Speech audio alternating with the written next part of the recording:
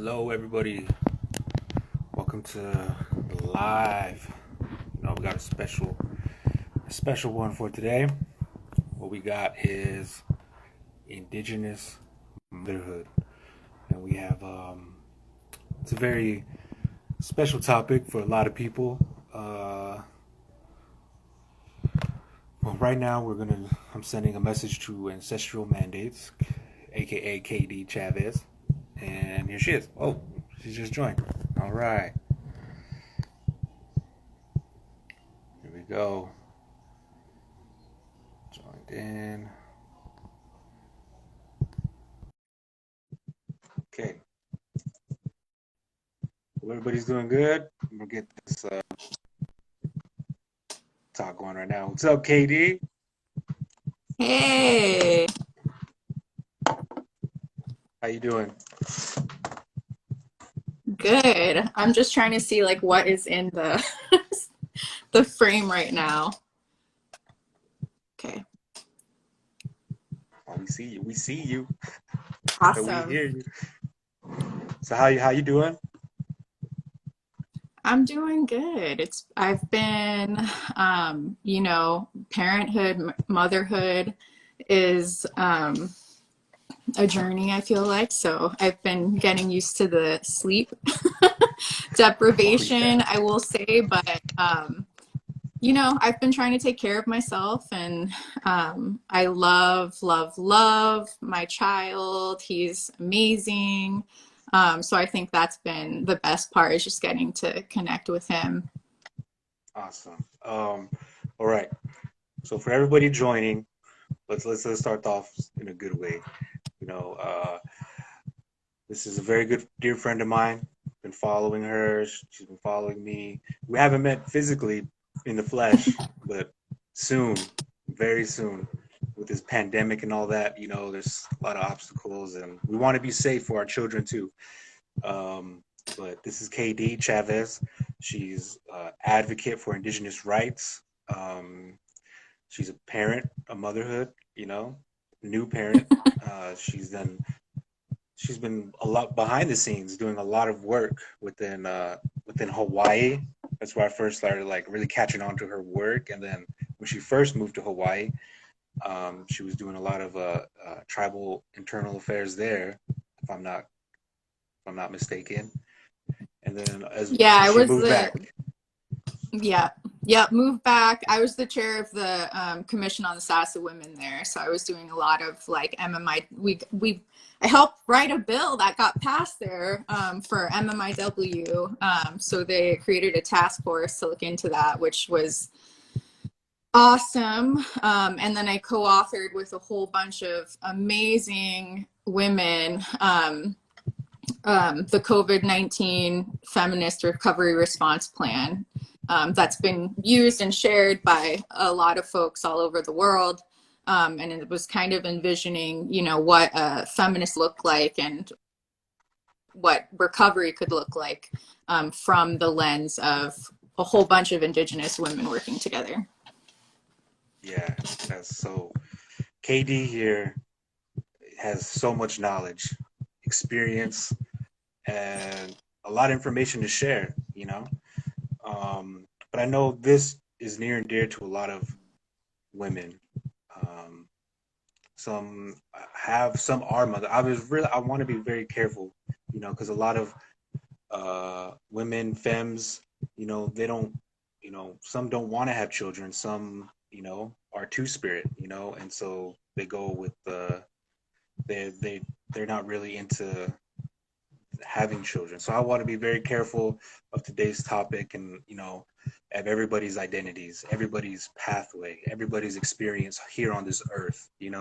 Not everybody can become parents due to illnesses, defects within their DNA and genealogy. So Mm-hmm. you know, um, so we want to be very careful about motherhood. We want to be very.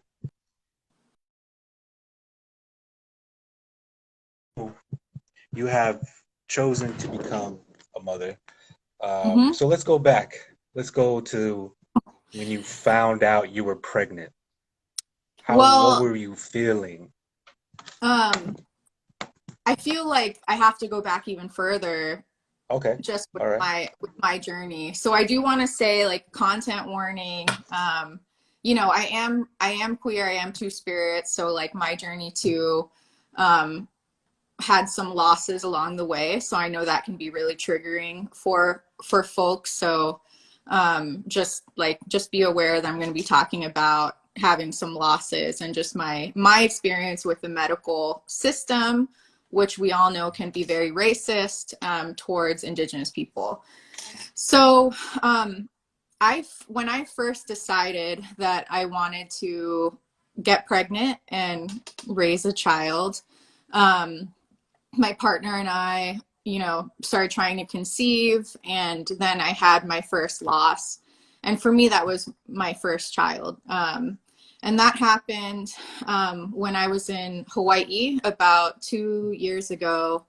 And it happened at 12 weeks. So I actually like was pregnant, had gone in to see the heartbeat and everything, and then went in for my next checkup. And then they were like, "We're sorry, you know, your baby has stopped growing. Like the fetus is non-viable."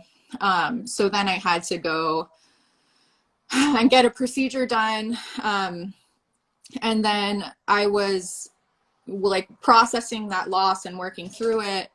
And then we went to go visit my partner's family in California at the time. And then when we were there, I woke up one night and I was just like covered in blood. Like we were both covered in blood. My belly button was full of blood. It was just like blood everywhere. So I had to go to the emergency room. And what had happened is I had ended up hemorrhaging. And because of the miscarriage, there was still like a piece of placenta stuck. So I ended up hemorrhaging, had to go to the emergency room. When I was in the emergency room, of course, I ended up getting this like Grey's Anatomy, like conventionally attractive, like white man doctor. And just to preface this, like I worked for Planned Parenthood for a very long time. So like I knew what was normal and what was abnormal in terms of like bleeding and what I was going through. So I went in there and I was like, you know, I'm like hemorrhaging. I know this is abnormal. And he was like, "Oh, it's not that bad. Like you don't know what you're talking about." And so I sat there just bleeding out. They wouldn't let Mark back to come with me at first. So then I like told them like, "Hey," at the time I was working for the ACLU. So I was just like, you know, I work for the ACLU. This is illegal. Like I know my medical rights. So they finally let Mark back. And meanwhile, I will say like the thing that pissed me off is there was like a teenage skateboarder kid that came in with like 5 friends and they were all white, and he was allowed to have everybody back there. So it was really frustrating. So they finally let Mark back. I was still bleeding out. And I asked the doctor again for me to see an OBGYN, and he was still just like not doing it. So I told him to write it down on my medical chart, which FYI, if you're ever in a situation where you're asking for something and a doctor's not doing it for you, a nurse is not doing it for you, ask them to document it in your medical chart, because if they do that, then legally like you can sue them and it will be medical malpractice. So after I asked him to write it down in my chart, he like finally got the OB. She ran a whole bunch of blood tests. She came in, she was great, she saw me, and then within 15 minutes I was getting a surgical procedure done. And she said that my blood count was so low that I was like 1 gram away from getting a blood transfusion and literally like dying on the table. And to me, like when I think about that, it was like I was literally like 1 gram of blood away from becoming another statistic of an Indigenous person, and a privileged Indigenous person that, like, you know, like I have the policy background and like was advocating for myself pretty heavily, and still that had happened to me. So that whole like the loss, but then only having it like compounded by that traumatic event in the hospital, I think like really it was very hard, but it also really solidified that I did want to become a parent and I did want to have the experience of motherhood.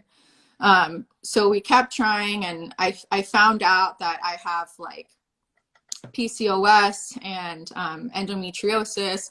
So I actually had to get some help with like getting my hormones figured out so I could have a kid. And then I had more losses. So in total, I had 4 miscarriages before I had my kid that I had today. And it was over the span of that 2 years. So it was very hard. Like I would get pregnant, I would go in, and then like within a week or 2 weeks, I wouldn't be pregnant anymore.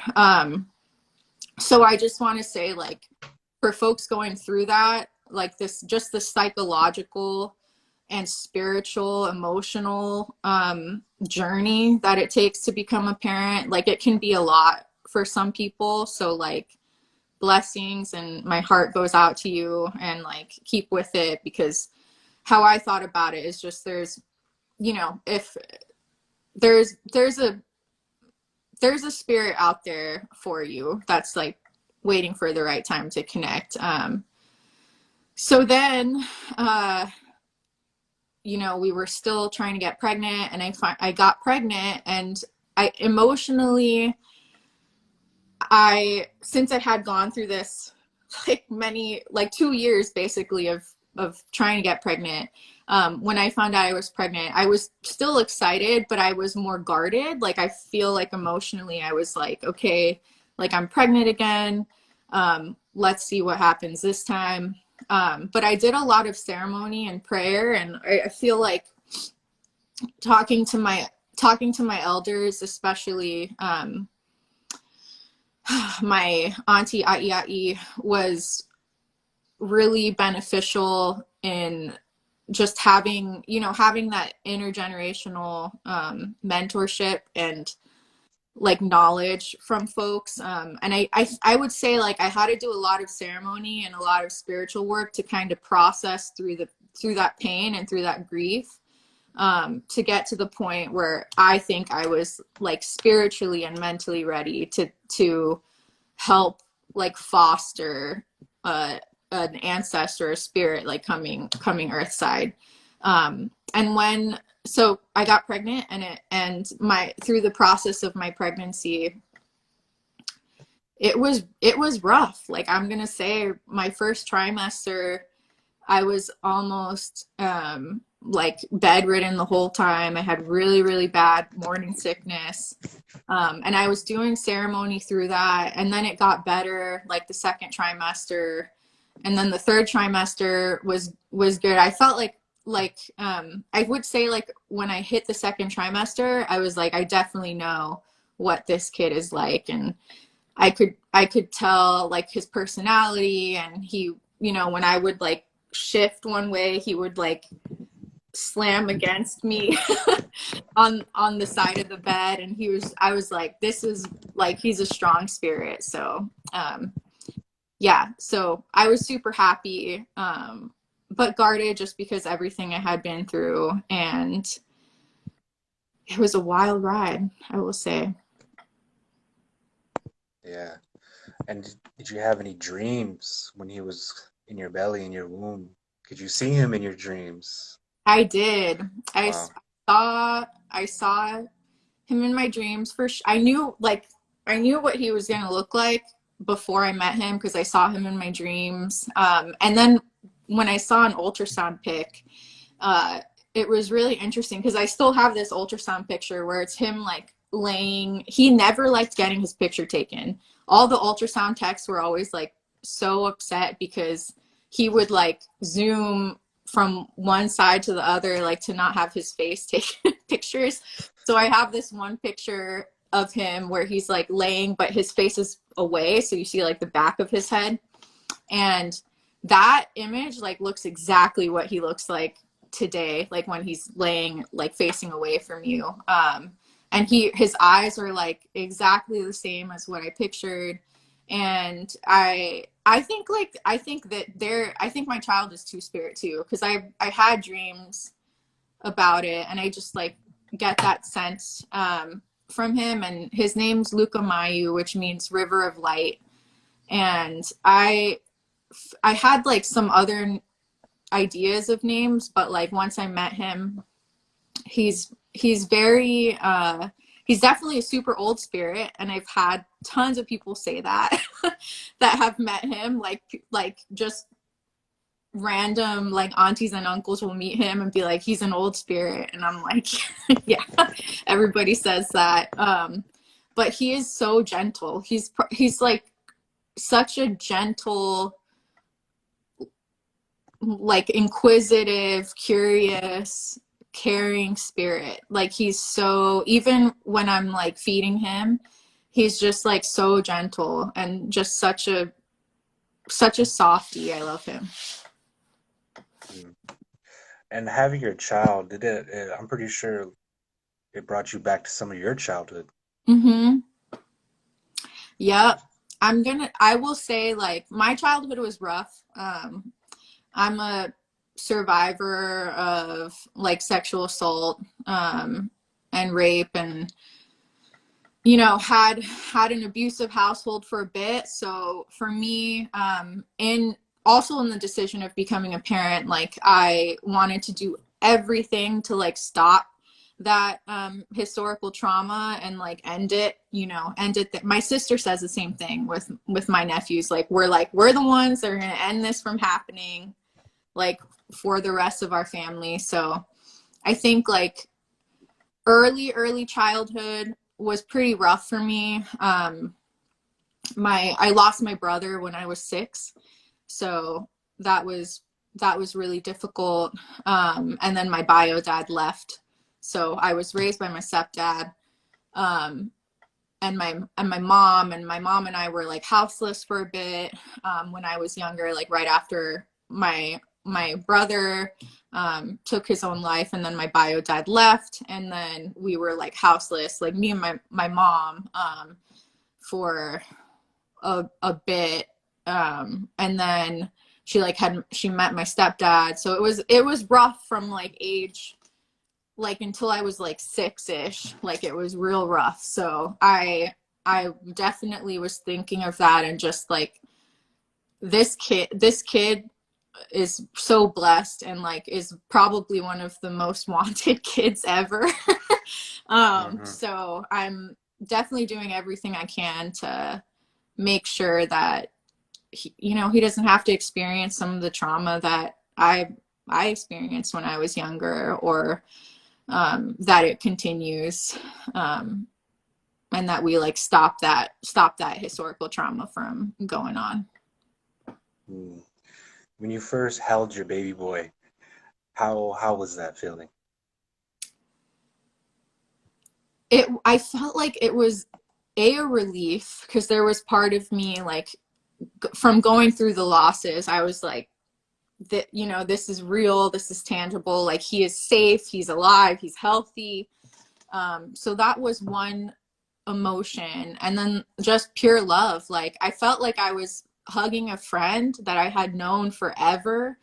And we were just like saying hey, like meeting each other again after not seeing each other for a really long time. I definitely feel like his spirit has been around me for, like, I don't know, in a past life or some other time in the stars or something. But definitely felt like I knew him, and we were both just like sigh of relief to like be in each other's arms again. How about when you brought him home? Well, was it make it pretty sure that was a special moment. Yeah, it was a super special moment. My parents were there, and then so were Mark's parents. So he was welcomed in, and they had just like set up the house all cute and everything, all excited for him. And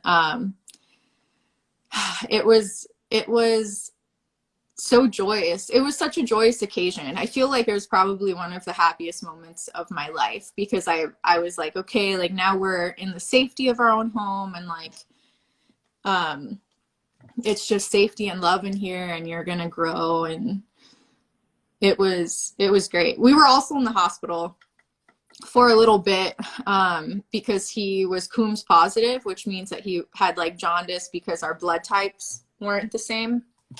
So it was nice, because we were in the hospital probably for like 5 days, I think, total. So it was good bringing him home. He was Yeah. also large, I will say. I will say How my how he how was long was he? he was like 20 and a half inches. Wow, big And he boy. was 3 weeks early. He was 3 weeks early. So if they said if he had made it to term, he would have been like an 11-pound baby. So I'm glad that he came early when he did, because he's like my little chonk. He was definitely ready to come out, and like legit was like three weeks early. So, but yeah, he was. It was great. It was great bringing him home. And how was your partner during this whole process? Mark, as you know, is like super emotional, super effeminate. So I feel like Mark was just okay. So I will say, like, as a partner, Mark was there for the entire labor, like, literally actively involved with the whole labor process. Like the was helping like push, and I was in labor for 24 hours, and then I actively pushed for 5 hours. So I was pushing for a really long time. Most people, even with their first child, have like pushed for like 1 to 3 hours, like active pushing. So it was 5 hours is long. Like my doctor was like, I thought we were gonna have to do a C-section, but you like stuck it out. um, so Mark was there the whole time, was like emotionally, physically, like in the ceremony. Like we didn't have any TVs on or anything like that, like in the hospital. It was like silent. I didn't even have music on, for real. Like I was just like so in my head and like in the spirit world, that he was just present, like 110% present in the moment. And I think like he was just so ready to be a parent, that he was just like super full of joy. And during the whole pregnancy too, was extremely helpful, especially when I had like some rough times. And yeah, so they were 100% great, and they're taking care of the baby right now, which is why I'm here. um, so they've been super supportive, and I think for him it was just like he's always wanted to be a dad his whole life. So I think it was just like the best thing. Like he's like, I have a new best friend, and it's Luca Mayu. So I know that I'm super happy about it. Yeah, that's good. And the grandparents are there. It's very, that they work with each other. They help each other. I seen that with my child and my mom and the grandparents in her life. It brings the grandparents a whole new energy. And how are the grandparents? They were super happy. They of course were through the whole journey, right? So they were so excited, and thrilled for us to like finally have a baby. I think like my mom, um, was very sad, like when I went through the miscarriages and stuff. Like it was um pretty hard for her to witness me go through them. So she was super happy, and she like knitted stuff and like made things, and like just was super super happy. And Mark's mom was actually a labor and delivery nurse, um like in the past. So she was really helpful because I basically had like my own labor delivery nurse like at the house. So she was just making sure that like my needs were taken care of, and like my body like during the healing process was all good. And then both of our dads were just like thrilled thrilled thrilled to have a grandson. And Holden, you know, like that baby didn't touch the floor or like a crib for days because they were just like handing him off to each other. So he was just being held like constantly. Yeah. All right. So I know being, you know, a parent, you got a lot going on as an individual. You know, you working, organizing, planning, developing, as well as researching. How and taking care of your house, walking the dog, dishes. You know, we got a lot to do. How are those challenges? Well, luckily, like I'm still not back at work yet. I work for an amazing organization, and I actually get like 18 weeks paid family leave, which is incredible. And every org should like give, you know, sufficient time for parents to really get to know their children, um, which is like a policy push that we should all be trying to work on. So luckily, I've just been at home. I will say Mark has been help. So even before the pregnancy, I'm more of the like rough and tumble, like handy person in the house, and Mark does more of like the cooking and laundry and stuff like that. So I feel like it's been I think like the most stressful thing for me, it's like stressful because of the time, but it is super rewarding. It's just getting used to a breastfeeding or chest feeding schedule. Um, my kid eats literally like every hour and a half. Like, so just is growing. Like last checkup we went to, he gained a pound in a week. So he's like growing. So that has been the most difficult thing for me to get used to, and that has been challenging, is just like trying to figure out a schedule. And but other than that, you know, I feel like Indigenous parents, unlike like white people or just like, you know, people that grow up outside of Indigenous values, you know, I don't think a lot changes in terms of like what I do. It's just like now there's a baby that comes with me to all of these different things that I do.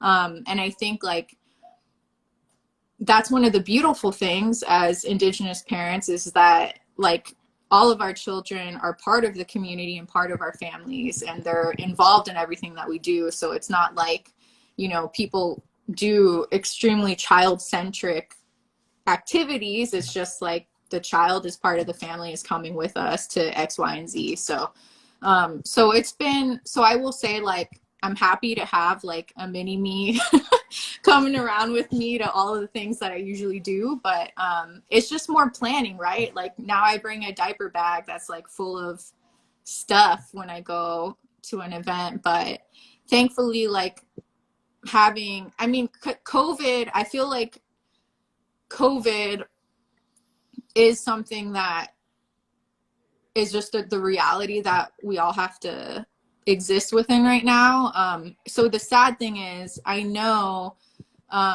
like the other day there was like a cookout at the local wellness center here, and you know, normally I feel like pre-COVID, I would like this baby would be in the arms of aunties and uncles, of just like other tribal members and stuff. But because it's COVID, like it was drive through and like everybody's masked up. So I'm, that has been like, I've been thinking about that, and I'm like, I don't know how how do you,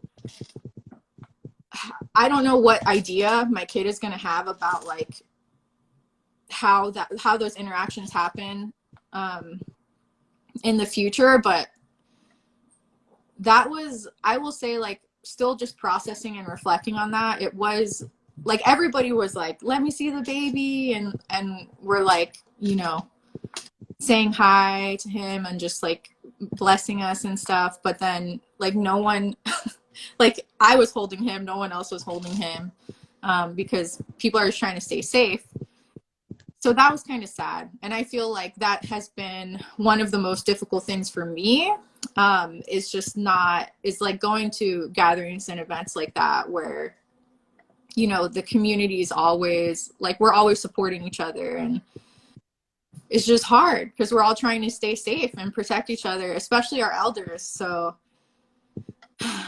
yeah, I don't know. That was a random thought, but I just, it came up because That's we went out. Like that was one of the first things that I've done since giving birth. So yeah, parenting in a pandemic is something different, you know, because you can't really go out, like you just say, like you can't go see people, family, got to go from a distance, and even then they have a mask on.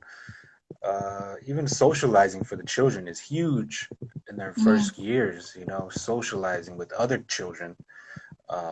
And a lot of these kids, a lot of our children, they really can't, you know, they really have to wear a mask even when they're outside playing in the playground. And maybe, you know, I'm sure they hear a lot, maybe next time, too many kids out, let's go next time, you know, or too many people there.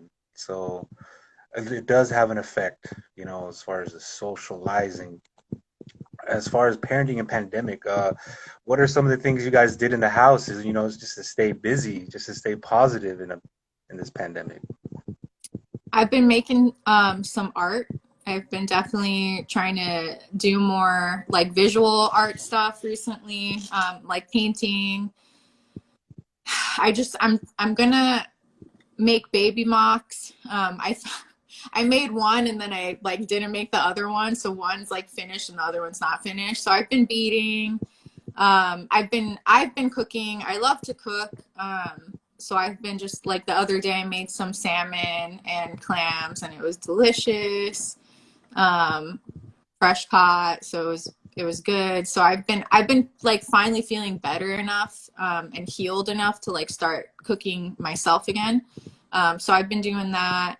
We've been doing like lots of puzzles, reading, um, watching some stuff on TV. I've been like, of course, Reservation Dogs has been hilarious. Watching that, and then I've been getting into this show called Bones. Um, which is like a weird thing because I never watch shows often, but I don't know. I've been watching that. And then just like cleaning a lot. I feel like that's the like having a newborn, you're always cleaning everything. So I've just been cleaning a lot and then spending time with my dog, going on lots of walks, going lots of hikes, lots of walks. Because thankfully, where I live, there's like not tons of people, so I can go outside and walk around and like not have to worry about wearing a mask or anything, just being like in nature. So I have been doing that, and that's been really nice. Nice. So we're here, and now, what about protecting your child? You know, you said before you had to kind of like, you know, so of course of the pandemic, the COVID, but there's other worries we have. You know, could be everybody has. I don't want this around my baby. I don't want this type of energy around my baby. You know, so we're very cautious of where we go, who's holding the baby. You know, and so as you have anything to share about that? Yes, I will say I have made it an exclusive point. Like the number one thing for me is I have been finding every single BIPOC provider for healthcare, for like every single thing for my child, because I am just like, I don't want them to grow up with this skewed perception that it's just white people that are like doctors and like, you know, do things, because like it's shown in so many studies that like that preference towards whiteness or like proximity to whiteness is developed at a very young age. So like literally all of the doctors that my child has seen so far have all been people of color. So that is something that I'm like really just like headstrong about, because I'm just like, I want my child to grow up like knowing that BIPOC folks are super smart and successful, and they're getting care provided by them. The other thing is just like spiritually I'm so protective of my baby. Like I haven't been putting their image on social media, like publicly. I don't want that. I'm not trying to like bring whatever is out there that has like some malintent or whatever. Like, you know, if I feel weird about certain valleys, like I'm not taking my kid there. Like there was an event that happened in this one valley where, you know, it was just like a warring tribe for hundreds of years. So I wasn't gonna bring my kid there to that valley. And I know some people may think that's silly, but I'm like super like spiritually aware of what my kid is Mm-hmm. going through. So I feel like, you know, the other thing is just like who I let hold my baby. I don't just let my baby be held by anybody. I have to trust them with my own life if they want to hold my child. So that is, I've been very protective of my kid. Like I would say, like And that's spiritually, physically, and that's trying. okay to set boundaries. You know, we Yeah. have to set boundaries, even with our own family sometimes and Mm-hmm. friends. You know, we have it's okay to set your boundaries of how you want your child to be cared for. You know, you got to kind of sometimes verbally say, hey, I don't want them watching this TV. I don't want them eating this candy. I don't want them, you know, on the tablet for this long. If you're going to watch my child, this is what I want you to help with, because they're helping you teach, educate, and be part of their experience in life, first experiences. So that's a huge key for a lot of young parents to kind of voice their boundaries, you know, and show that, you know, this is my child, you know, and it's up to me to raise them. So let me raise my child. And so that's a I know that's a really big highlight. A lot of young people tend to, I guess, maybe seek help, and they feel maybe they're helpless at a lot of times. We don't know Yeah. things because we're such young and we're new to this. And a lot of young parents never really had a mother or a father, you know, or Right. grandparents that really could nurture or show what that looks like, and that language and the affection. So we have a lot of questions, you know, am I doing it right? You know, I know for me as a parent, you know, that was the biggest concern. Am I being a better person? You know, I had a lot of fears when I first heard my partner was pregnant. I was I was at shocked, but then I was angry because I was a young person who wasn't trying to have kids because it's a crazy world, and as an indigenous person, those thoughts are still kind of self-destructive, not only to ourselves but to our generations coming. To kind of be like, oh, I don't want, this world is kind of already self-defeating. Like we already Right. lost, kind of. So I kind of got those. I kind of really had to dig deep and say, why am I thinking like this? This is what they want me to think like. You know, I don't want kids. I don't want, because it's a crazy world. Yada yada yada. But what got us here is Yeah. because we got, you know, we were born. You know, Yeah. so you know, there's a lot going on in the young indigenous parents' minds, soon to be parents, and even just kids in general. Of I'm getting older, maybe I might have kids, maybe I don't. So a lot of these thoughts do linger in a lot of young people's minds as they become of age, as they start maturing. I would say this is all natural. It's always been natural, you know, and even before colonization, I'm pretty sure a lot of young indigenous parents in the traditional setting still had these worries, still had these self doubts about themselves, being a better person, raising a strong individual. And then it comes to the question of culture. How are you surrounding your child with your language, your songs, and you know he's taking it all in, You know, he might not speak the language just yet, but he's hearing it and he's understanding it, you know. Hmm. And so how could you tell us how your process and your childhood and culture? Yeah. So before I get into that, I just do want to like echo what you said about just like bringing a kid into a crazy world.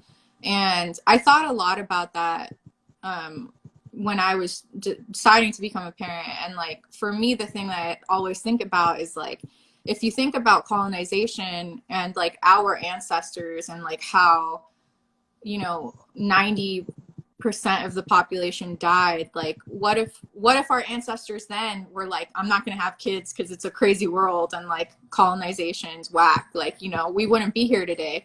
So I think like it is our I think it's like, I mean, for me and my family, like it's always been like a familial personal mandate to like carry on our indigeneity and the bloodline and everything. So I think like from that aspect, I don't want to sound like super traditional or anything, but I feel like our existence is resistance. Like it's it might be cheesy what people say, but it's true. Like us being here, like we're still here, and don't let I just don't think that those external like things that are created by other people, right? Like if white people like ruin the planet, they're not going to be the ones to save it also. Like so we should keep having cute brown babies and indigenous babies to do that.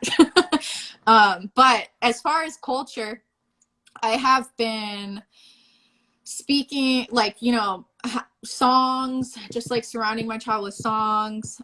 We sang to him in the womb, so he like listened to those songs before he even got out of the womb.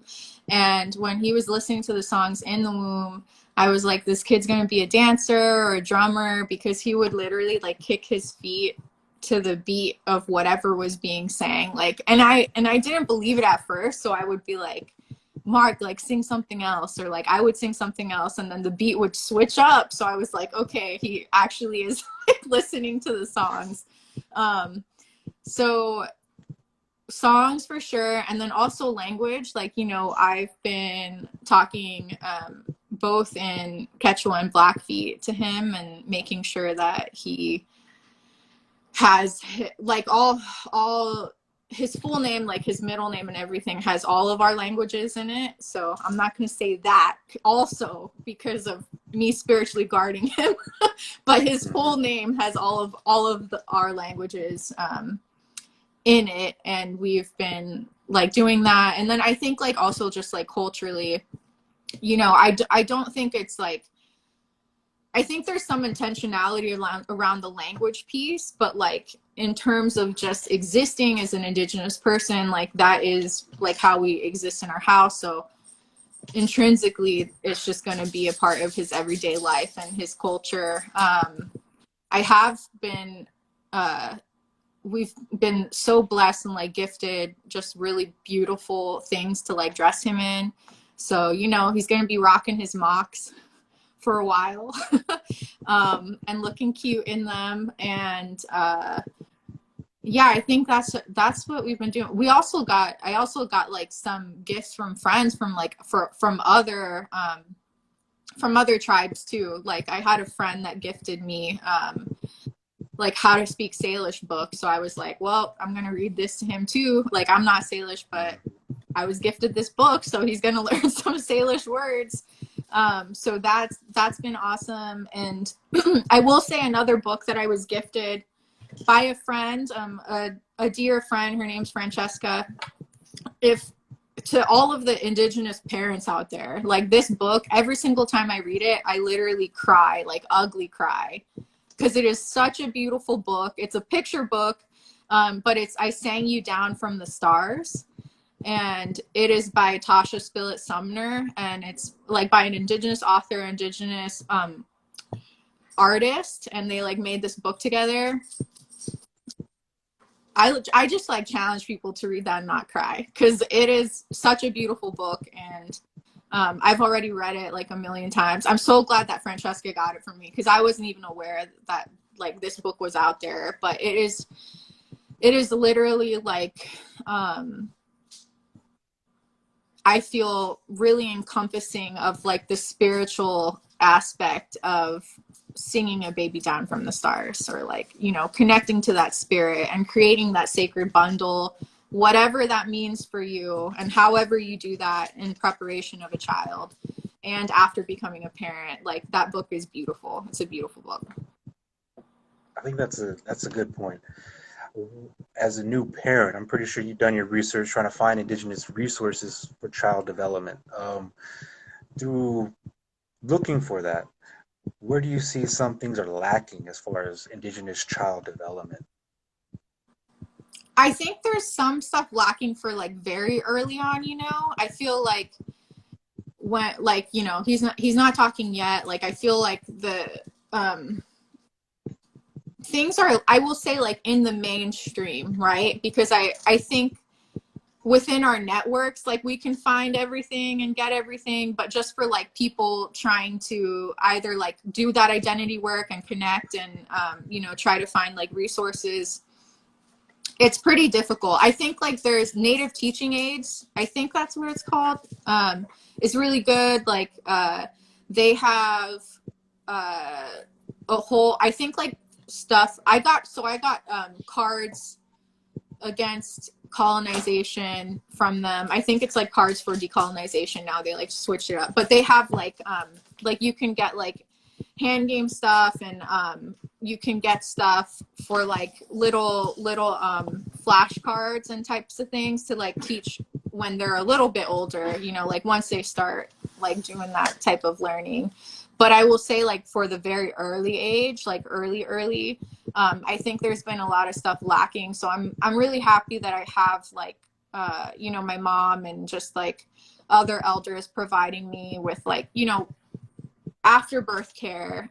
Midwives are a blessing, and everybody should thank a midwife and like buy them a cup of coffee, or get them some gift, or like put some medicine down for them, because without the help of the midwives that are in my life and are my friends, I like, that is definitely for sure to get through not only pregnancy, but also labor and parenthood. I will say, like, the aftercare that I've received from the midwives in my life, sending me like traditional medicines and just making sure that we're both cared for, even with like lactation support and like figuring out how to do all of that. I felt like there's a lot of like, there's lacking things, because it's either, and I guess, like, for me, it's like that I think it's good for that knowledge to be out there, but I'm also like, don't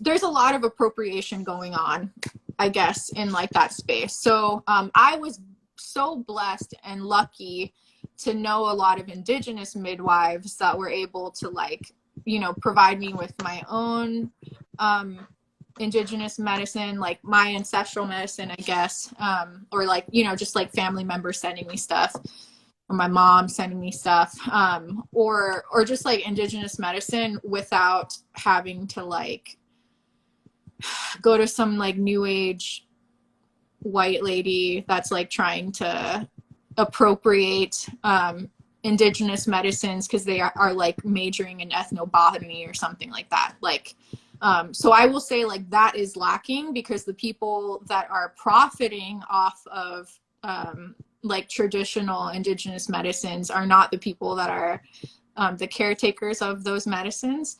So I think, like, whatever you can do to support BIPOC midwives in their craft and like their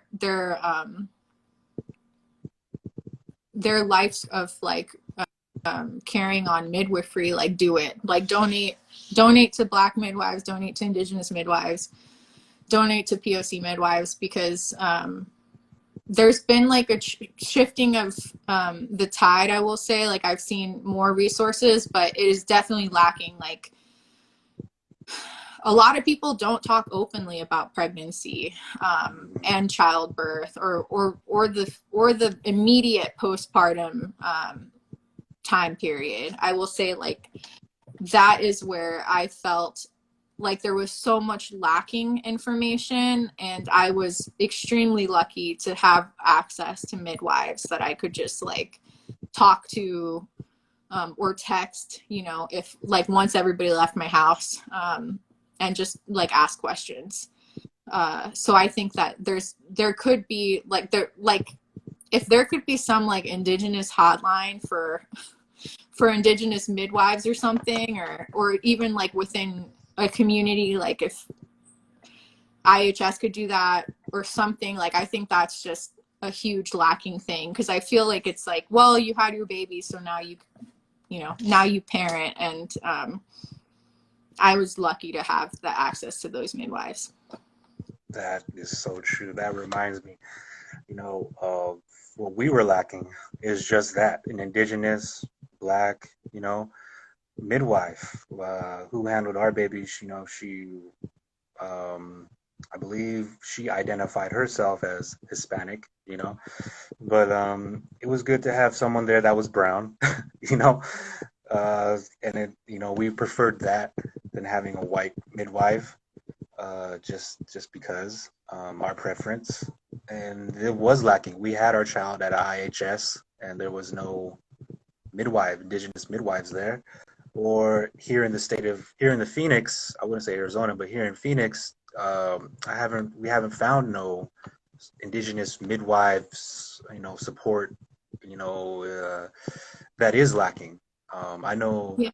in my home state, or in my home region, in the occupied state, so-called New Mexico, there is indigenous services for midwives, to help with the pregnancy, and so it takes, and a lot of them, I'm pretty sure, were in the same shoes and seen the need for it, so they came together and started it. So if you have those services, have that knowledge, and you want to create those midwives, because it is needed. Our young people need help, and especially indigenous people helping in young parents. It's lacking in many regions across this our territories, and in our services. And a lot of healthcare services, a lot of them are not even native. So we need to get down and really look at our health services locally and provide these services. I know there's could be many. Let's get the elders involved, Let's Yeah. get the aunties involved, the ones who ain't working, some of them might be disabled, but they still have a purpose. They still can Mm-hmm. help, they still have knowledge, So I know maybe locally we can start a collective with a wide range of age groups, because mothers are young and old, and there's no age for that. And so I think that's a good way to help people, and to ask for our community to let's get these dialogues into our local communities, health services, and see if they're there. If they're there, then let's build on it, and let's get some more information out there to where these parents can find the resources, because that is true. I'm glad you brought that up, and because it is Yeah. needed. And I will say, like, even, you know, like I'm still chest feeding, and but like once I start introducing my kid to solid foods, I found out like through talking to my mom, which I never knew. I didn't know this because I just like don't remember, but I didn't eat processed foods until I was 5. Like she, Hmm. even through all the hardship, like fed me just like stuff that she would make at home until I was 5, and then I had like McDonald's for the first time or something like that. Um, but you know, even with foods and like I think like what we would traditionally do to take care of a small baby too, like a baby going through colic, or you know, like I think if people are choosing to like chest feed or breastfeed, um, that is a whole learning process too, between you and your child, and just figuring out like, you know, some people go through supply issues. I have an abundance an abundance of supply, so thankfully like was lucky enough to not have like lots of troubles with that. But there's a lot of indigenous medicine that helps with that, rather than taking like pharmaceuticals or just relying on like Western medicine to be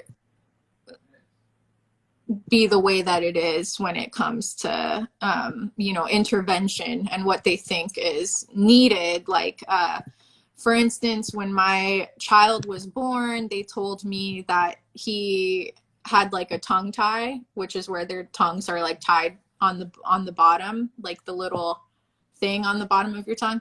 And they were like trying to do this surgery where they would like snip it with like scissors or something to like release the tongue. And I thankfully was like, why does this need to happen? And just like talk to the other pediatrician that was like a cool pediatrician and like more in touch with non-Western medicine. And he was like, oh, well, it could clear up within like 2 months or whatever. So I was like, okay, I'm not going to do that then. Like, don't feel pressured as young parents too, to like just do what doctors tell you to do. Cause you can like, you don't have to do everything. So like with that, for instance, I was like, okay, well, I'm going to wait it out because it's not interfering with feeding at all. Like it's not harming me. It's not harming him. So then I didn't do it. And now it like just resolved itself because he just needed time, because he was born 3 weeks early also. So he just needed a time to figure it out. And now his tongue can move freely and it like detached itself. So I think like the patience that we have as Indigenous people, or like, like what your gut tells you, what your intuition is, like listen to that, because never feel like rushed or forced into something. Because I will say that's like another thing where I will feed like out in public, or like, if my kid's hungry, I'm going to feed my kid. So I think that's another thing where I feel like some folks just feel rushed to do it in like in a corner or like in private, or and I'm just always like, when I think to myself, I'm like, you go from your umbilical cord being like the connector between you and your child, and then for me, like the next is like I go from that and then to like feeding my kid. And like for me, that's like a sacred thing that we do together, that is like, when I do it, I just don't have distractions, and I'm like focused on my kid, and my kid's like smiling at me, and we just look at each other. And I don't want that to be tainted or like jaded, so I like create this like intentional space for us to do that together. And it like doesn't matter what's going on around me, like that is what I'm paying attention to. So I will say like creating that intentional space, and honestly just like not caring or not letting other people pressure you into like thinking that you have to like act or perceive, like how you have to be perceived by others, like not letting that affect you. Because when you're in that sacred space and like you want to intentionally do that, it doesn't matter, like you're there connecting with your kid. So I will say like that's something that is something that I'm going to be doing. So people just better watch out, because this Indigenous parent is just going to be feeding my kid all over. Okay, so your baby is still a little baby, he's gonna be growing up. Time flies. How are you gonna deal with school, preschool, Head Start, homeschooling?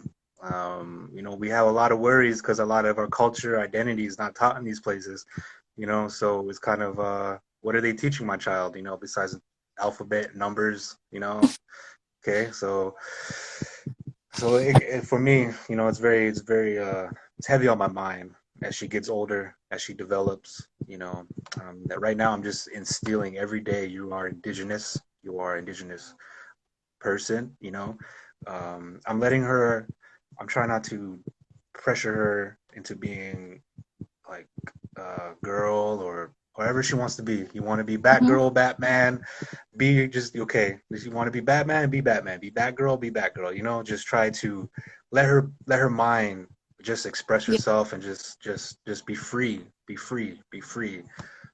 Whatever's on your mind, you can speak to me about it. So I'm trying to really just let her, not control her or put boundaries on her as far as just safety boundaries.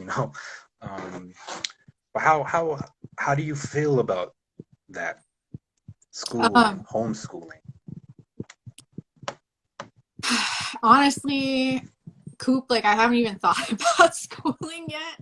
I know that so similarly to you, and because like I'm queer and or like two spirit, like I'm also like we've been using he and they interchangeably already, like even as a little babe. So we're also going to do the same thing where we're not pressuring like whomever my kid wants to be, and whenever they're ready to tell me who they are is like how I'm gonna support them and raise them, and like just teach them that their existence is amazing and sacred and powerful, like however they choose to exist in the world. So I think like I've been thinking more about just like how am I going to empower my child, and how am I going to stop like other people from disempowering my child. So that's why I said like um, so here there's like an early child learning center that we could apply to, that they would be learning, like it's through the tribe, so like I could do that. But once they get to public school, I think that's like a different story, because I'm not gonna do private school, like they're gonna go to public school. um and I think like that at that point, like I hope that the foundation that I've created, like by doing the things like I said earlier, like making sure that all of the doctors that they see are all BIPOC people, making sure that like the aunties and caregivers that they interact with are also respecting my boundaries as a parent, and like raising them in a way where they can live a joyful life and being like who they want to be, um, how they want to be, the person that they want to be. So I feel like once they get to public school, it's a horrible place. Like there's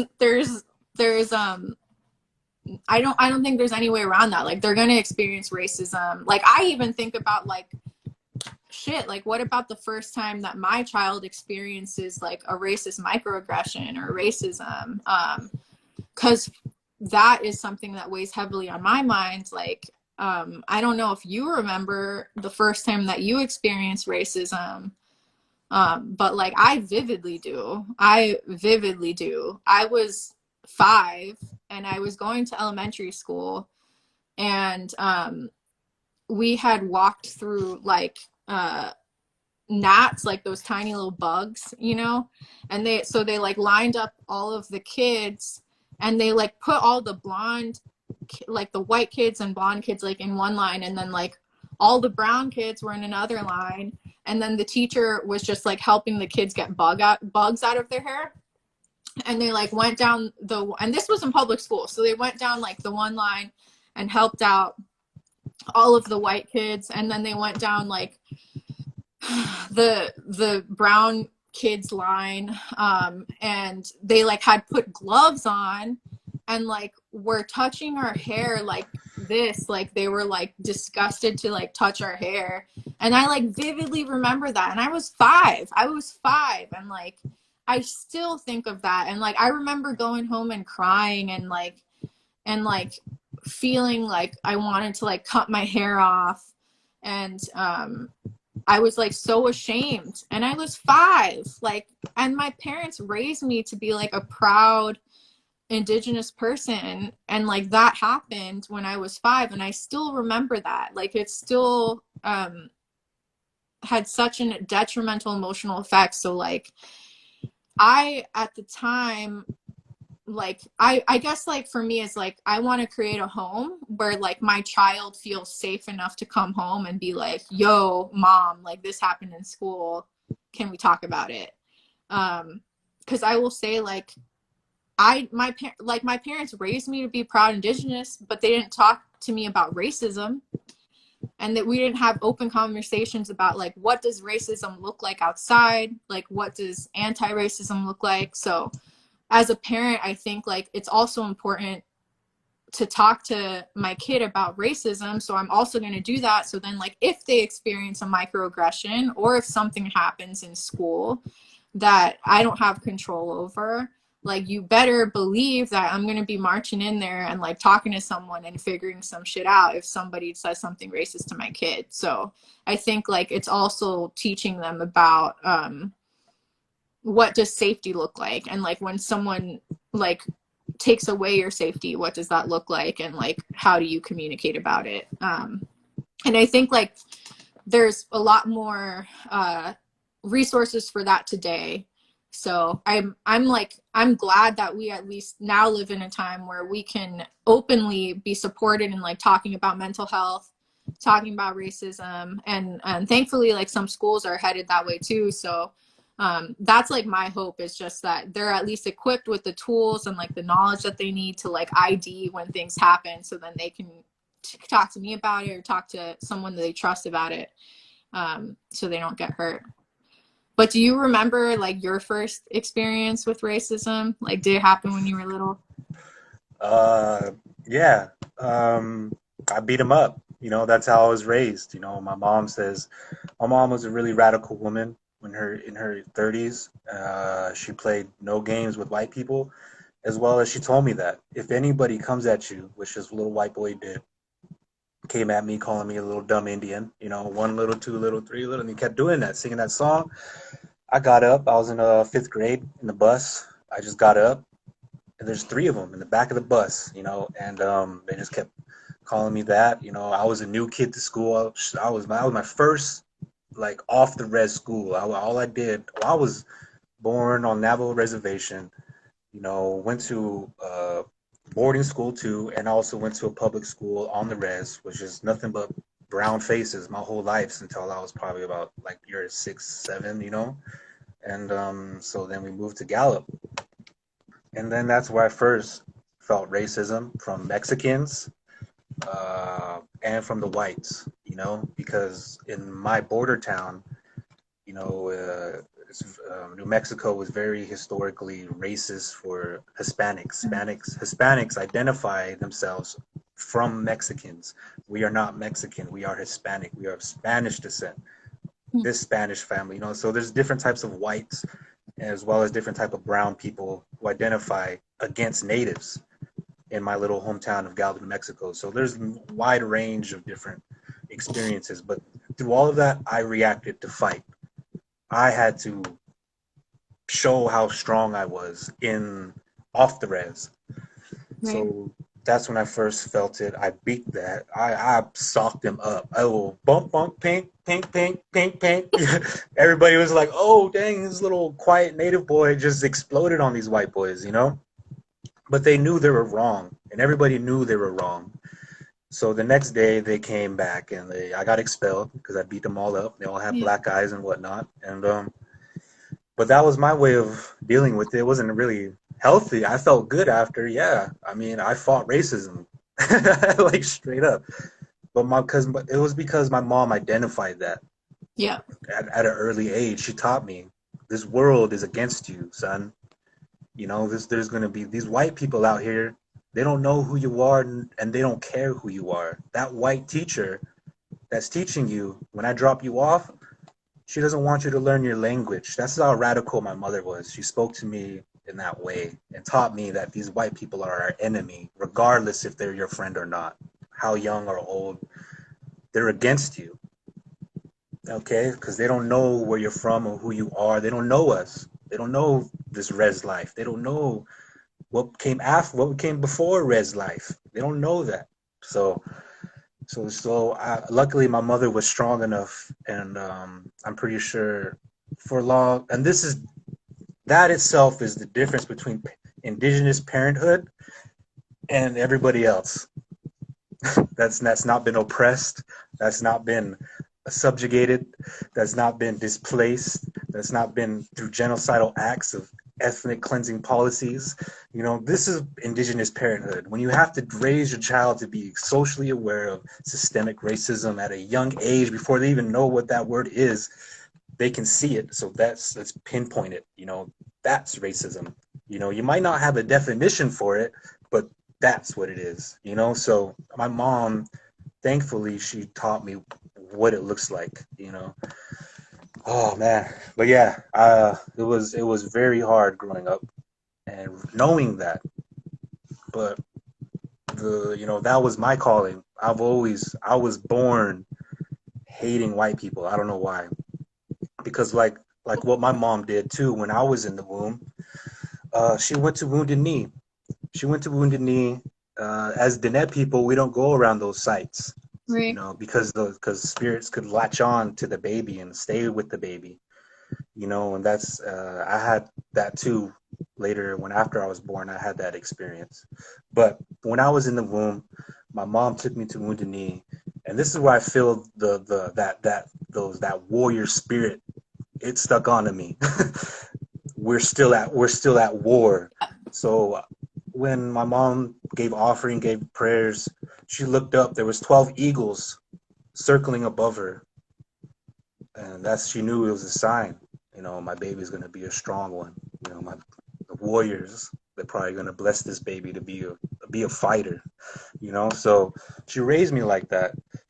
She raised me to fight. She raised me to understand that we are at war, son. And you got to fight till death, till the day you die. You're gonna be fighting just to live. So this is the language of my household coming up. Resistance, and our culture and politics, and so that was my household coming up, and so she knew that the sign, the holy people telling us that your child might be a fighter, so be aware of his anger. So Right. that's how I was. I came out very angry, even most towards white people. Naturally, I had this. They put me in a preschool Head Start. I'll be throwing chairs at the teacher, fighting them, throwing them, like.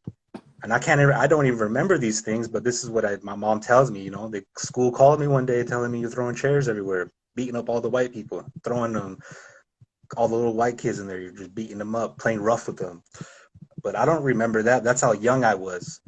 But I Yeah. know that this comes from a place of what's in my blood, what happened to my father, what happened to my grandpa, what happened to all my men in my bloodline. This is the anger that they had to hold Hmm. and never and to silence, to be quiet. You can't show your anger. You can't show your frustration. You can't. You have to accept these colonizers. You have to accept the boarding school. You have to accept the state we live in as a man. I felt, and as I grew up, I started recognizing that in me as that, So now I need to learn how to control my anger. That's where my spiritual weapon, it's my weapon. And that weapon could be used against me or it could be used against the oppressors. So I choose it to use against the oppressors. And that takes a lot of knowledge too, but Hmm. my childhood was just that. It was pretty rough, and as it is for a lot of indigenous people, with a single parent in the house, Yeah. it's very difficult, and as well as if you have brothers and sisters, everybody has to get attention, so you go fight with each other and whatnot. So, Hmm. but that was my experience. I was in elementary, yeah, three little white boys said one little, two little, three little, and I just whoop and started going off, and but now I handle it differently. It just Yeah. happened since you just said that. Happened at the park. I was playing with my daughter, and these Mormons came up to me, and it triggered me. Every time I see a Mormon, it triggers me because they stole my father.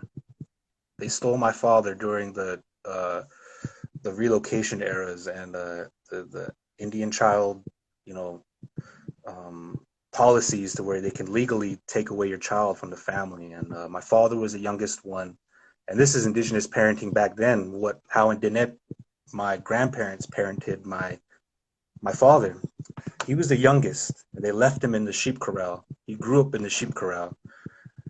He didn't know why he grew up there, why everybody went in the Hogan. They kept him in there because they wanted to protect him from the white people, the churches taking away the kids, the state taking away the kids, to re-educate them in boarding schools. So my father grew up in the sheep corral outside the Hogan, wondering why and if his parents loved him. So one day the state found out that my grandparents had one more child, and they found out through the census, you have one more child, where is he? So the state paid, through the policies of the federal government, kill the Indian, save the man policies, which destroyed a lot of children's childhood. That happened to my father. He left Kanab, Utah, raised Mormons, and I told these white boys that. I was like, you stole my father and you destroyed my whole family. So it's a reoccurring thing. I handle it a little bit differently with how much wisdom I know about and my research behind the Mormon church. So I know my oppressor now, and I know how to talk to him, and I know how to hit his buttons, so I handle it a little differently. It's still triggering to think about how my father was brought up, and and I know it still hurts him because he still thinks about, what if I wasn't stolen? What if I was at home still? What if I was raised and my parents didn't have to worry about the church taking away me and just raise me in the Hogan like my brothers and sisters, What if? So I know indigenous parenting had many layers through this colonial oppression and separating child, mother and father, and the child siblings as well. Each of my uncles and aunties were taken away by different churches: Mormon, Catholic, Christian, Jehovah Witness, you name it, they all went to which one. Legally taken away by the churches. And the state paid the gas, they gave them the money to the churches to go pick up the kids, So that was my first time my dad seen a white man who was a Mormon. And my dad left Kanab, Utah, came back down, and this is where a lot of trauma started coming for my father, realizing that his mom now disowned him because all his other sisters and brothers, they came back because they're older. They came back from their missions. They're 18 and whatnot and came of age. So they came back, but they wouldn't sit on the Hogan floor. They would sit on chairs. And that was a big no-no for my grandma. And so, you guys are not my children. Get out. You don't want to live in this Hogan, respect this Hogan, get out. I raised you here. I birthed you on this dirt. This is sacred earth. You cannot put yourself above it. You sit down and eat with me. So these were some of the household traumas that began to separate my family and keep me from knowing my uncles and aunties and cousins because of these grudges of what the churches did to their childhood. So, and it's still happening to this day, and I'm still trying to understand my father's side as well as my mother's side because it affected both sides of my bloodline. So indigenous parenthood is still healing. Like what we're saying, it's still healing. That child is a blessing, not just to you, but to your family, the elders, and to your community. That child, an indigenous child born, is a blessing to us all. And we have to cherish our children, cherish all children out there. And that's how I deal with having my daughter play with other kids. I welcome them in. I'm gonna take care of you just like my own child, which I'm pretty sure you experienced that too. A lot of you go out and travel, people want to take you in. Accept it. Don't be afraid of that love to be nurtured. To have, I have a Lakota mom, so I call her mom. She calls me son, and I love it. And I love it and my mom respects it too. My mom respects respects my Lakota mom, and she knows that we have that relationship. And so you, because you don't have a mom, you don't have a dad, you know, you have the son. You know, that's how my dad was saying. One day I won't be here anymore. Your mom won't be here anymore. You have to start recognizing the earth as your mother and that son as your father. You'll live, and then through them, you can see me. I'll be with you throughout your whole life. So see me in that way, son. See me, see your mother in that way. It'll help you in the long run, you know, because I feel like a lot of those thoughts came from our displacement, came from our separation of our mothers and fathers through the boarding school era. A lot of the kids back then, they really had to go in a quiet place and say their prayers, their traditional language, you know. So it's been very hard trying to come back as a family. Come back as a family. What does that mean? And how can we enjoy those moments, you know, without really highlighting the trauma so much of why it is important to be together, but just being together, you know. And we all know what happened and what we didn't have growing up, but we have it now with this young generation right here, this new spirit. So this is why we have to come together. This is why we have to stay together and kind of get over the grudges, talk through it, and deal with it in a healthy way together. That's the biggest thing right now for me, and setting those boundaries for my family. Like this is us. This is all we got. I have a little family, so I just have my mom. You know, my dad's out there still. You know, I talk to him, but really, I just have my mom and my sister and my nieces and my daughter. You know, and it's kind of like, so you got to nurture those moments, live in the moment. You know, but recognize what you didn't have and what you have now when you have your kids. And looking back at it, having a kid, it brought back a lot of those traumas, just like you know, like, man, it was painful at the beginning, but then now I know how to cope with it. I know how to cope with my own childhood traumas. So I don't have that going on to my daughter, and she don't have to see me suffer in that way. And I can enjoy those moments. I can play with her. I can, you know, without fear or worry or anxiety of what other people think. I'm here at the playground and I'm playing with my child. And guaranteed your child wants to play with us because we're having fun over here. And you're just watching your child play, you know? So engaging with your child on all levels of life, you know, in their all levels of their being. You gotta really, it'll help them in the long run to speaking for themselves, standing up for themselves, um, finding friends, the right friends, what's right, what's wrong. So you gotta, it's being a parent is night and day. It's nonstop. There is no break. So Yeah. what are some of the things you are doing to keep yourself healthy? What are some of the things, meditating, working out, hiking? What are some of the things you're doing? Definitely hiking. I think hiking, playing my flute. Um, I think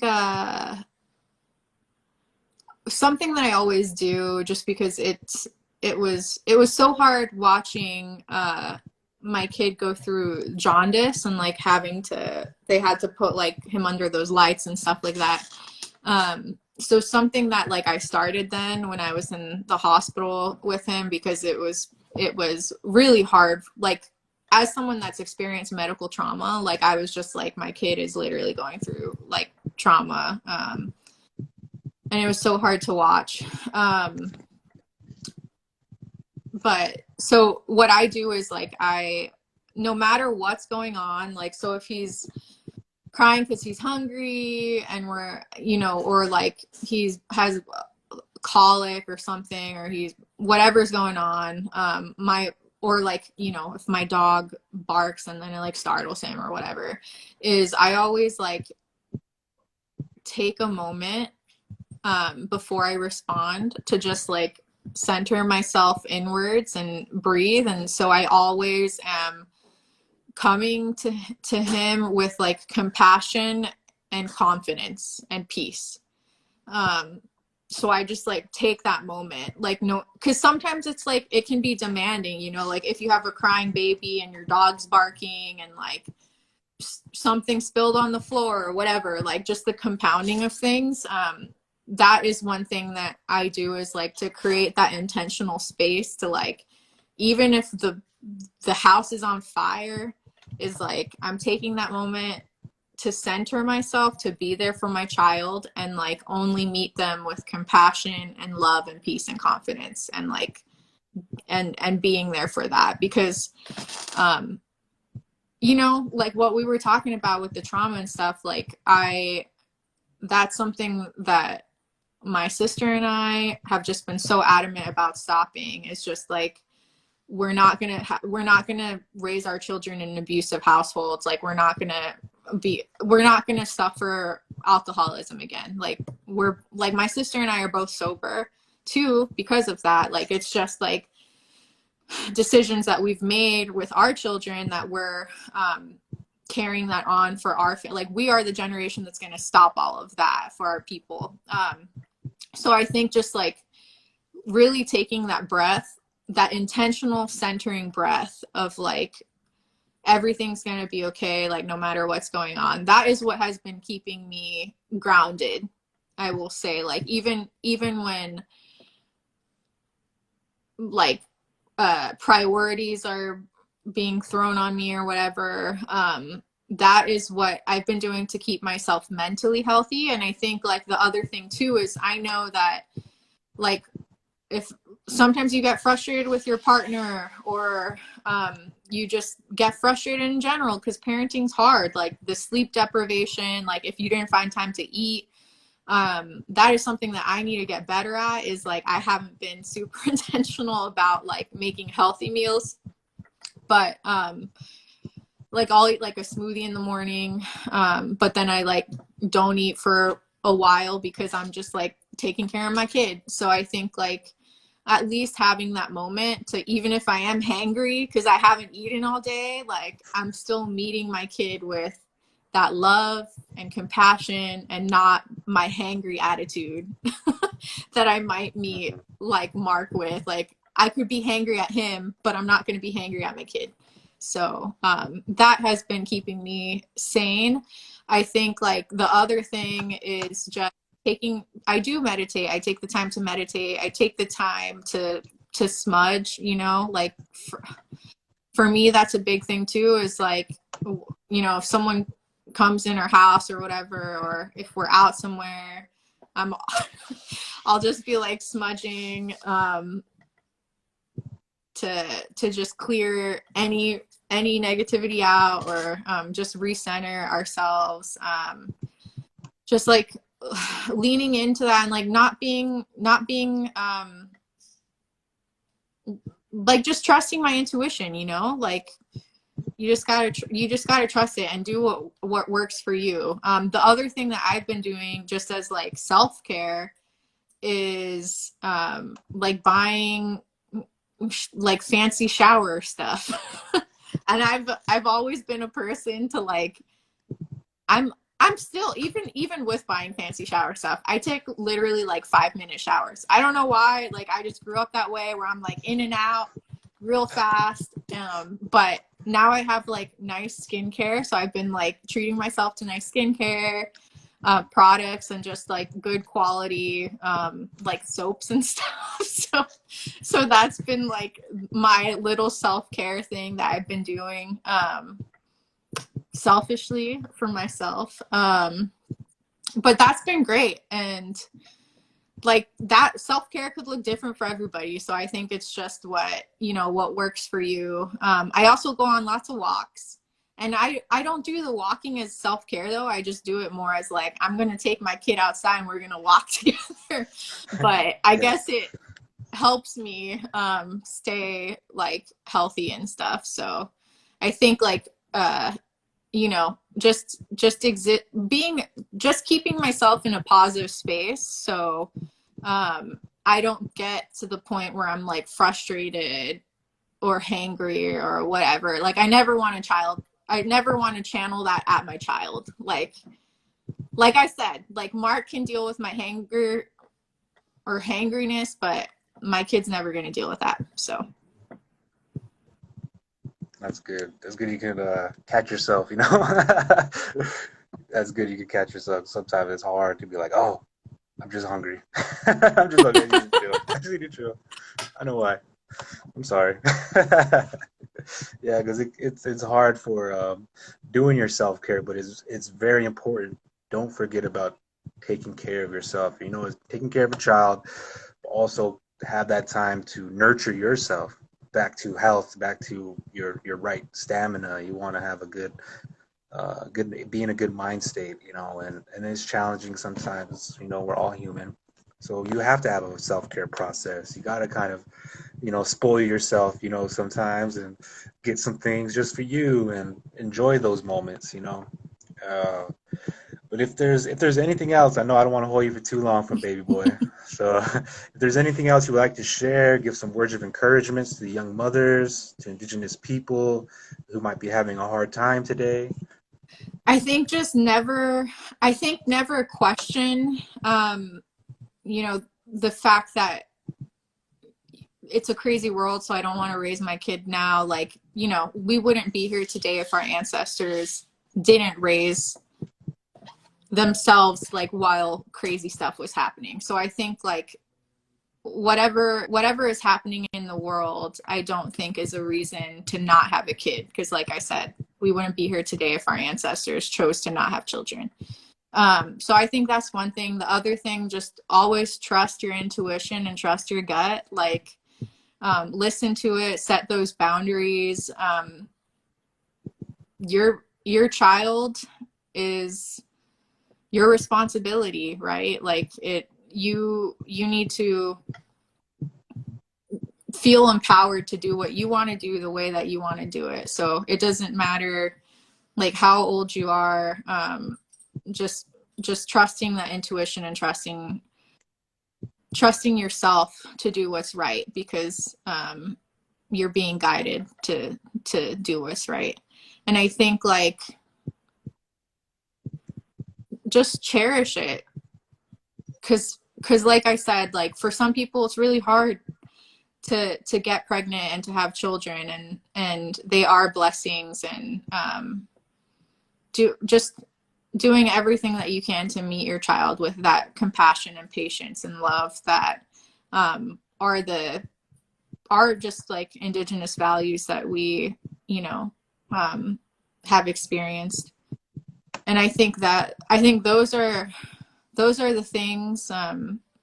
Never being ashamed of your life ways. I think that's like an important thing to remember, especially like when you feel those eyes on you. Is just standing strong, and not letting that affect your spirit or what you're doing. So yeah, I think that's it, in reflection. And then for anybody going through hardship, like blessings to you, and like my heart goes out to you, because it can be difficult. And I think especially for like other queer folks, it's a journey. So I think like finding that support network, that chosen family, the family or friends that help you through everything, to just make sure that you also maintain that psychological safety and mental safety is super important, so you can create the best environment for your kid. Awesome. That was beautifully well said. I thank you for sharing your personal journey and all your experiences, your knowledge, what you experienced, from what you've learned, and what you want to advocate for after pregnancy. We need midwives. That's a true statement, and I hope we have that knowledge. And maybe I'll talk to a midwife later, interview them, see how we can get that going. But I thank you, Katie, for all that you do. Yeah. You are an artist, organizer, Indigenous mother, revolutionary, educator, healer, as all mothers do. You guys are multitasking every day to make this world a better future for our children, as well as for all people, all life on this earth. Having you here and knowing you're going to be here tomorrow is a true blessing for me, as well as our families and our community. I commend you on all your work, and I know you're taking this time, little vacation time. But when you do get back into work, oh man, things are gonna be rolling again, And I can't wait to be there at your events in the future and support you, like you supported me. So I thank you, and I'll tell Mark I said hello. Tell the baby I said hello. Give him a little hug from me.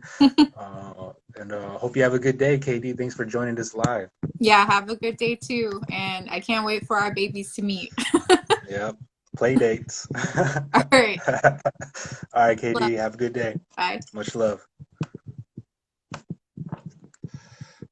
All right, y'all. Yeah, that's KD, Ancestral Mandates. Check out her page. A lot of good poetry. She's a rapper. She's an organizer.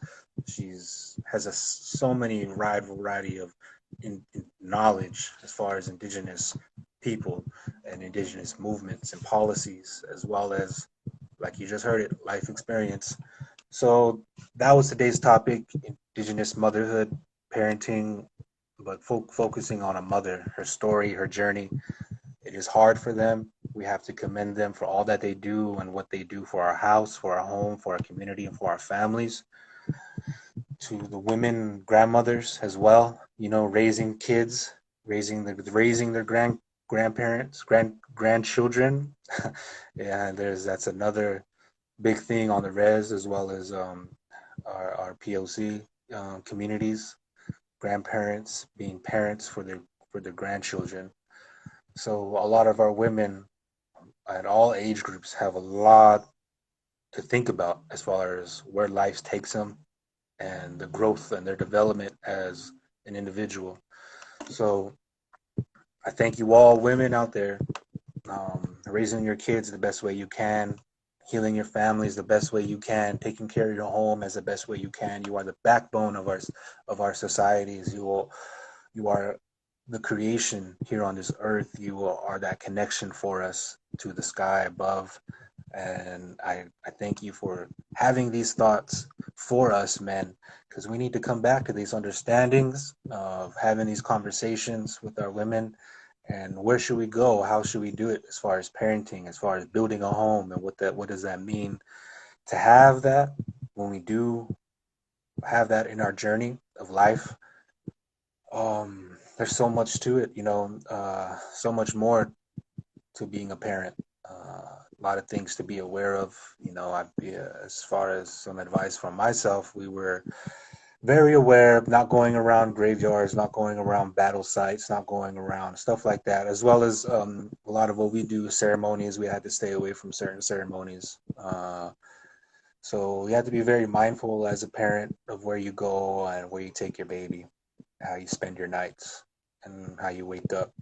So it's a lot of new information. All this is a lot new to me. So you are not alone in understanding this knowledge of how we should raise a child, how your people raised children, how they brought them into this world, how they named them. Uh, there's so much to it, but that was a story, a beautiful story, an encouraging story from an indigenous mother and how she did it, how she's going to do it. So I thank y'all for watching. Tomorrow we're going to be going live with Cody Blackbird. His music, his journey. He's worked with so many talented artists, traveled all around the world. So there's gonna be a lot to talk about tomorrow. I thank y'all for tuning in, and I hope you like what you hear. If you do, let me know. If you want to talk about a certain subject, let me know. If there's anything else you want to talk about, let me know. As far as today, that is it. I'll see y'all tomorrow, same time, 1 p.m. Mountain Standard Time. Indigenize the world. This is another episode down. I thank y'all for tuning in. Much love.